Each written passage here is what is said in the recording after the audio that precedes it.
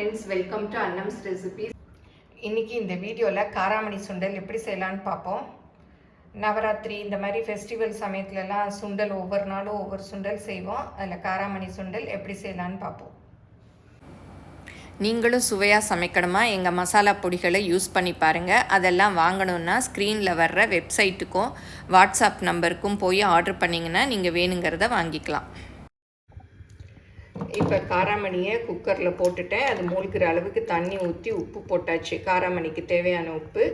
இதை குக்கரை மூடி ஒரு 2 விசில் விட்டுடலாம். ஏன்னா நல்லா ஊறிடுச்சு, அதனால் 2 விசில் விட்டால் போதும். அப்புறம் வேகலைன்னா பார்த்துட்டு வச்சுக்கலாம்.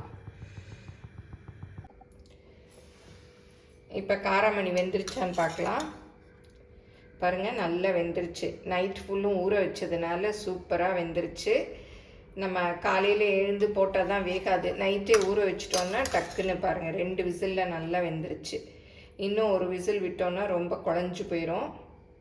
இது அப்படியே தண்ணி வடிச்சிட்டு, இந்த தண்ணி வேண்டாம், நீங்கள் குழம்பு வைக்கிறதா இருந்தால் யூஸ் பண்ணிக்கலாம். நம்ம சுண்டல் செய்கிறதுனால அது வேஸ்ட்டு தான் பண்ணணும்.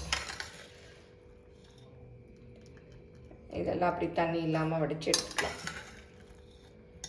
காராமணி சுண்டல் தாளிக்கிறதுக்கு தேவையான பொருளாக எடுத்து வச்சாச்சு. கடுகு, உளுத்தம்பருப்பு, காஞ்ச மிளகாய் 2 கிள்ளி வச்சுருக்கேன், கருவேப்பிலை, தேங்காய், பெருங்காயம். ஏன்னா காராமணி வாய்வுன்னு சொல்லுவாங்க, அதனால் பெருங்காயம் வேக வைக்கிறச்சும் சேர்த்துக்கலாம், இல்லை தாளிக்கிறச்ச கூட சேர்த்துக்கலாம்.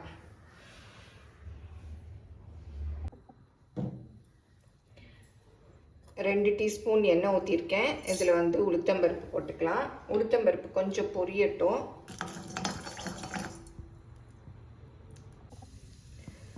இப்போ கடுகு போட்டுக்கலாம். கடலை எண்ணெய் தான் யூஸ் பண்ணுறேன், அதனால் கொஞ்சம் காயறதுக்கு நேரம் ஆகும்.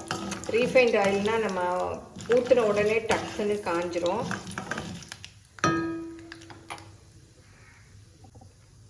இப்போ காஞ்ச மிளகாய் போட்டுக்கலாம்.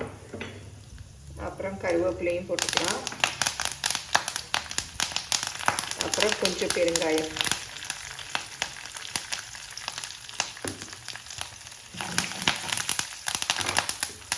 இப்போ வேக வச்சுருக்கோம் இல்லையா, அந்த காராமணியும் போட்டுக்கலாம்.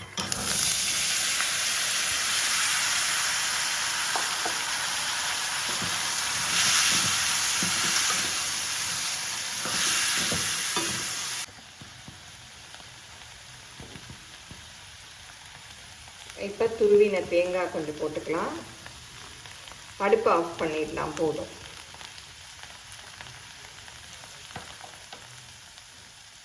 இந்த காராமணி சுண்டலை எல்லாரும் செஞ்சு பாருங்கள். எப்படி வந்ததுன்னு உங்கள் கமெண்ட்ஸை சொல்லுங்கள். பிடிச்சிருந்தால் லைக் பண்ணுங்கள். எங்கள் சேனலை மறக்காமல் சப்ஸ்கிரைப் பண்ணுங்கள்.